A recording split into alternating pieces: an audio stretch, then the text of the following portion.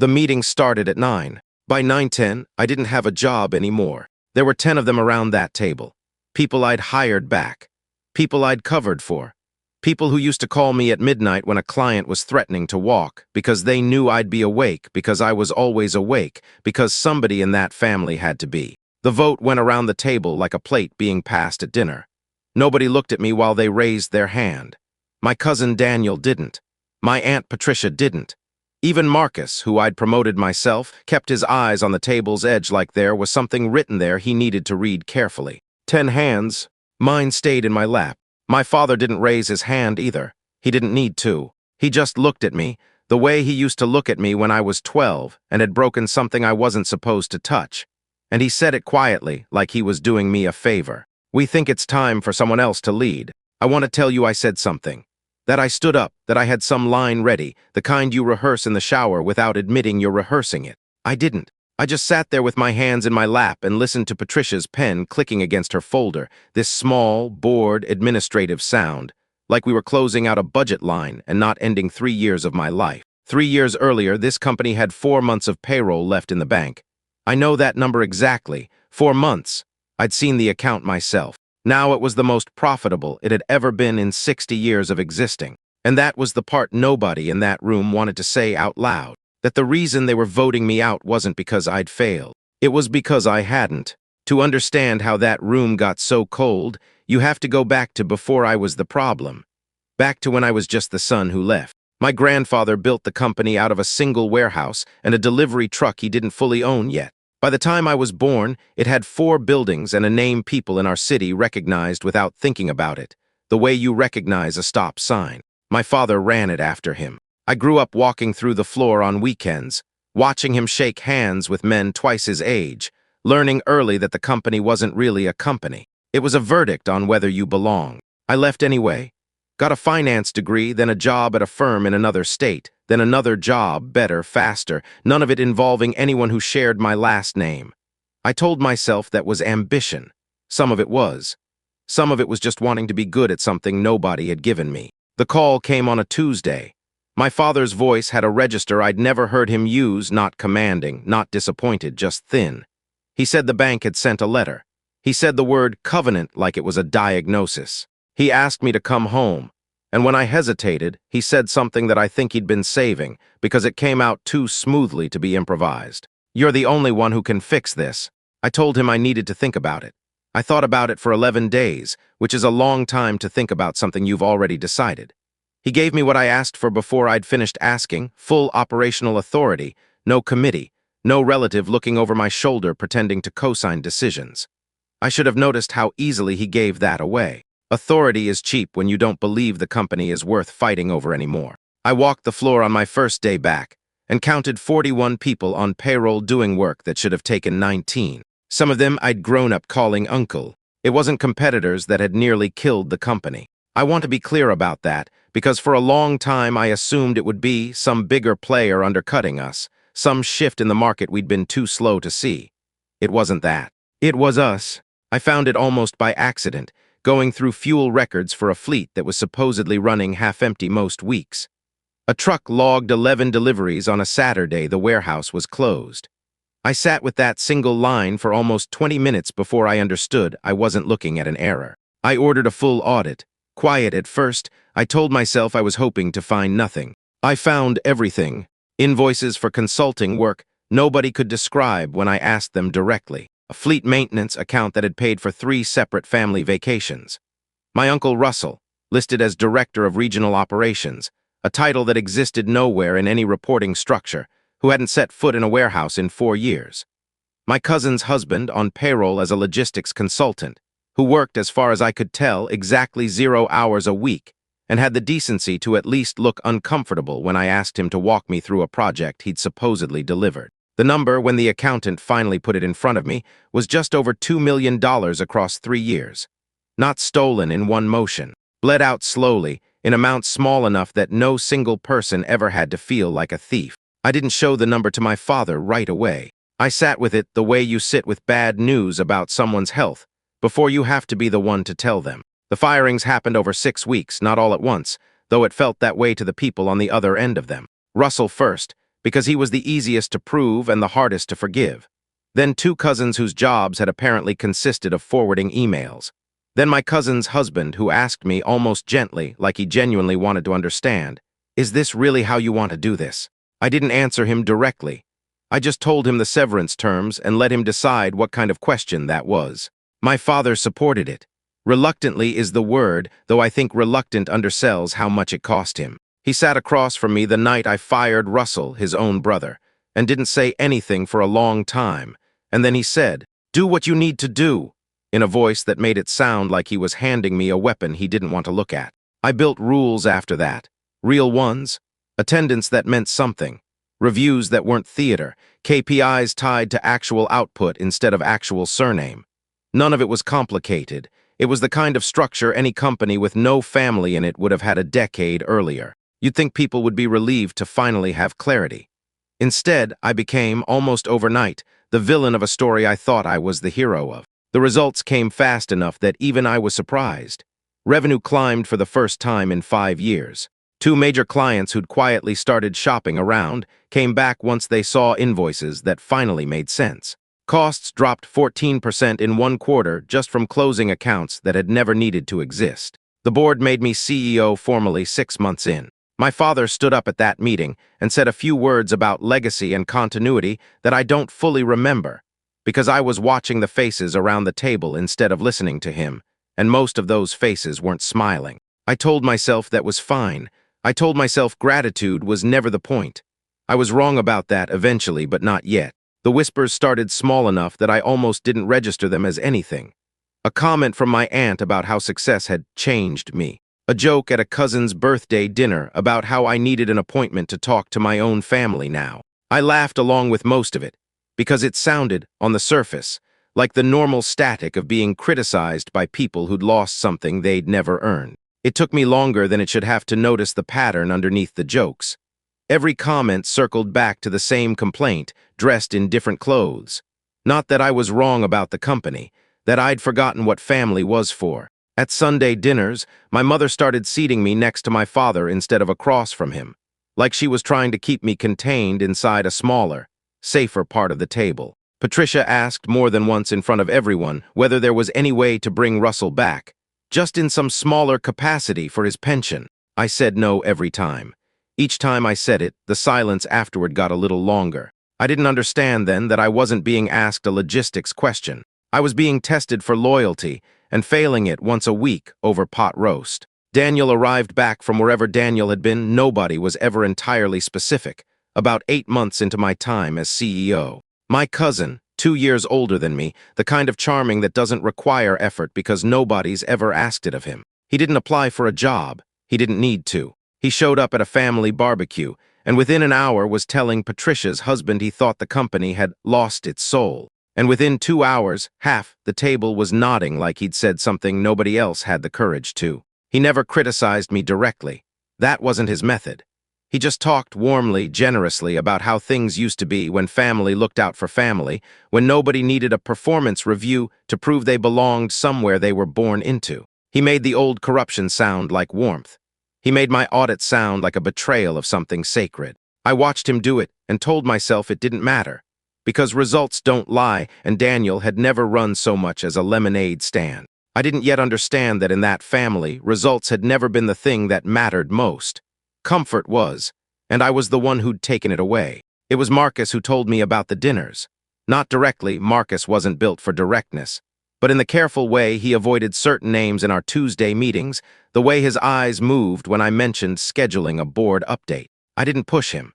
I think some part of me already knew, the way you know a storm is coming before you check the sky, just from the particular quality of the silence. I found out the rest the way you find out most things in families like mine, by accident, through someone who told someone who eventually told me. 3 dinners. No invitations sent to me, which in itself told me everything I needed to know about what was being discussed. My aunt's house. My father's car parked outside on at least one of those nights, according to the neighbor who happened to mention it to my mother, who happened to mention it to me without seeming to understand what she was handing me. I sat with that information for 2 days before I did anything. I kept turning it over, looking for an innocent explanation, and not finding one because there wasn't one. On the third day, an envelope arrived at my office, formal letterhead, a date, a time. An emergency board vote, called to discuss what the letter described, with admirable corporate blandness, as leadership alignment going forward. I read it twice standing at my desk, and then I sat down because some part of my body understood before the rest of me did that I already knew exactly how that vote was going to go. The boardroom looked exactly the way it had every other time I'd sat in it, which somehow made it worse. Same long table, same water glasses nobody drank from, same framed photo of my grandfather on the wall, watching all of us with an expression the photographer had probably intended as dignified, and that I'd started to read over the years as faintly disappointed. Daniel sat 2 seats down from where he usually sat, which I noticed before I understood why. He'd moved closer to the head of the table, close enough that the move wouldn't look planned, except that everything about Daniel was planned, dressed up as something effortless. My father called the vote himself. He didn't delegate it to Patricia or to council, the way these things are usually handled when nobody wants their fingerprints on the outcome. He stood, said a few sentences about gratitude and about the company's long-term health, and then he asked for a show of hands on whether the board had confidence in my continued leadership. I watched the hands go up one at a time, almost lazily, the way people raised their hands when the answer was decided before the question was asked. Patricia's went up without hesitation. My cousin's husband, the one I'd let go with severance and a question he never answered, wasn't even in the room, but I noticed his wife voted for both of them, somehow, with the particular eagerness of someone settling a score she'd been waiting months to settle. 10 hands. I didn't raise mine, I didn't need to. The vote wasn't asking my opinion, it was informing me of theirs. My father's hand never went up, technically, because the chair doesn't vote unless there's a tie. There wasn't a tie. He didn't need his hand in the air to have already decided this 3 dinners ago, in a house I wasn't invited to. He looked at me the way he had the first time, except this time I was watching for it, and there was nothing underneath the look that I hadn't already prepared myself for. We think it's time for someone else to lead. Daniel didn't smile when they named him. Give him that much credit. He had the instincts to know that smiling would have given the whole thing away as the performance it was. He just nodded, slow, solemn, like a man accepting a burden, instead of a man being handed exactly what he'd spent 8 months arranging to receive. My father asked me to stay behind after the others filed out. I almost didn't. I'm still not sure why I did. He didn't apologize. I want to be honest about that because for a long time afterward I told the story to myself as though he had, softened it in my memory until it was easier to carry. He didn't. He sat down across from me in the chair I usually sat in and he said, "You have to understand. This family can't survive another year of feeling like this." "Feeling like what?" I said. "Like everyone's being graded." He rubbed his eyes. He looked, for the first time since I'd come back, like an old man instead of a chairman. "Your numbers were good. I'm not going to sit here and pretend they weren't good." "Then why?" He didn't answer that directly, which was its own answer. What he said instead was, "Harmony matters more than numbers in a family business. You were never going to understand that because you left. You came back to fix a balance sheet. The rest of us never stopped living inside this family." I sat there for a moment, turning that over, looking for the part where it was supposed to make sense, and not finding it, because the company hadn't almost died from a lack of harmony. It had almost died from exactly the kind of harmony he was describing, the harmony of nobody ever being held accountable for anything, dressed up as love. I understood, sitting there, that I had never actually been brought back to save the company. I had been brought back to do the unbearable part of saving it, so that once it was done, the family could quietly put it back the way they preferred it, with someone more agreeable holding the door open for them. I didn't say any of that out loud. There didn't seem to be a version of saying it that would have landed as anything other than what they already believed about me. That I was bitter, that success had made me cold, that I'd forgotten what family was for. I just nodded, the way you nod at whether you can't change, and I went to clear out my office. I didn't take much, a few books. A photo of my grandfather I'd kept on the shelf. Not the one from the boardroom wall, but an older one, from before the company had a name people recognized, when it was still just him and a truck he didn't fully own. Marcus came by while I was packing. He didn't say much either. He just stood in the doorway for a while, and then he said, "I'm sorry," in a voice that made it clear he meant it about more than just the vote. I told him not to apologize for something he didn't do.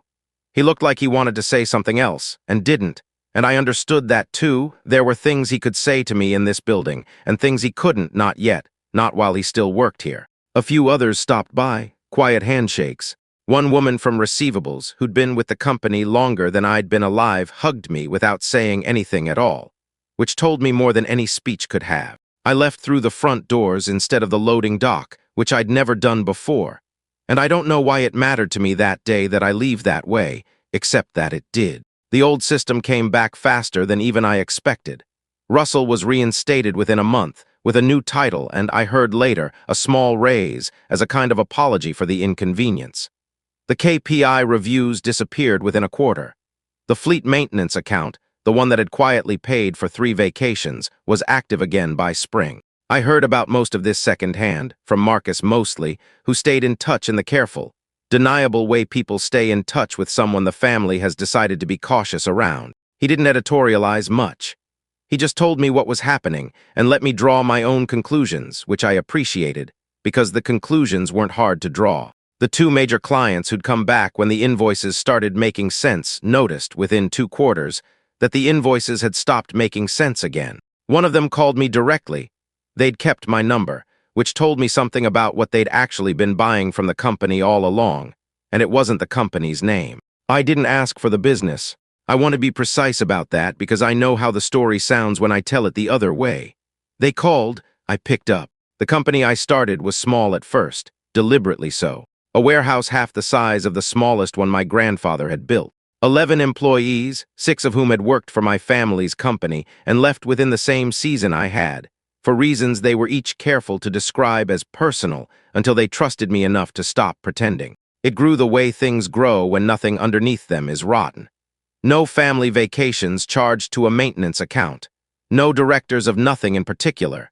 Just work, measured honestly, paid for honestly. Marcus joined me 11 months in. He didn't make a speech about it. He just showed up one morning with a box and said, "I figured I'd save us both the conversation," which was as close as Marcus ever came to sentiment. The calls started coming about a year and a half after the vote. Not from my father at first, from the bank, then from a board member I barely knew, asking, with the particular politeness of people who need something, whether I'd be willing to have a conversation about the company's situation. I knew what the situation was before anyone described it to me.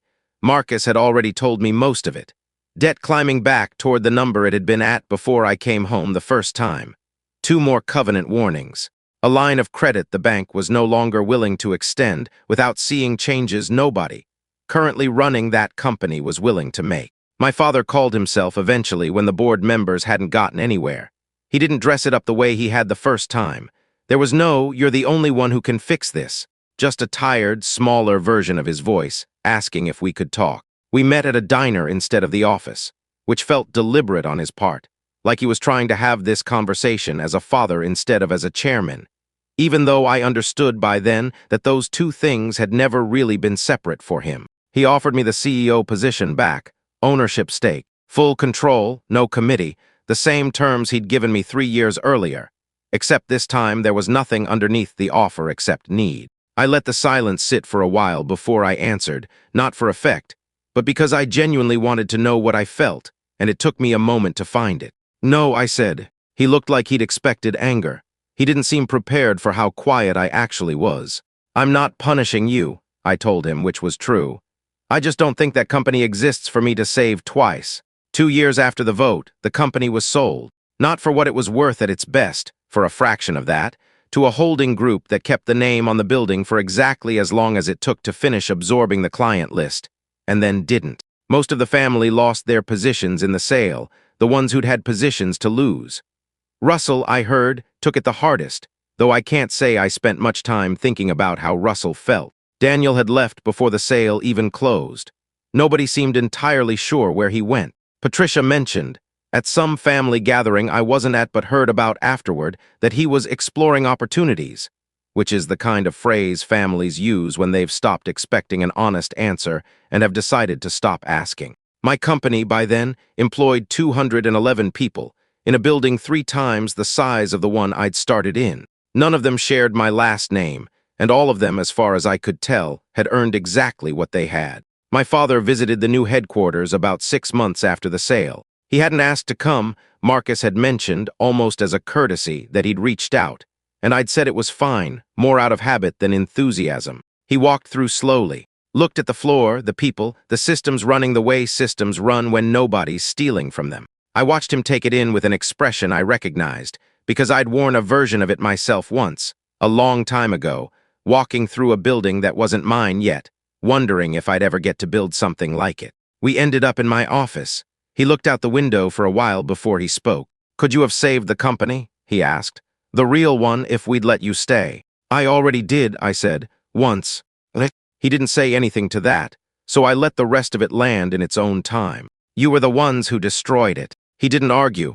I think by then he didn't have anything left to argue with. They voted me out because I'd made the company stronger than they were comfortable with. What they never understood, what I'm not sure they understand even now, is that I was never the reason that company survived as long as it did. I was the reason it survived despite them.